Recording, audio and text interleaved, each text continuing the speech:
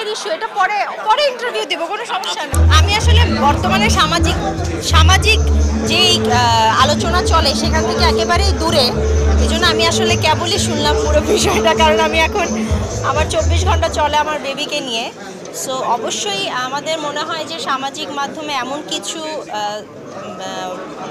বাক্য ইউজ করা উচিত না যেটাতে যারা দেখছে তারা বিব্রত বোধ করে বা ফ্যামিলি সহকারে দেখতে পারবে না, এরকম কিছু বলা উচিত না।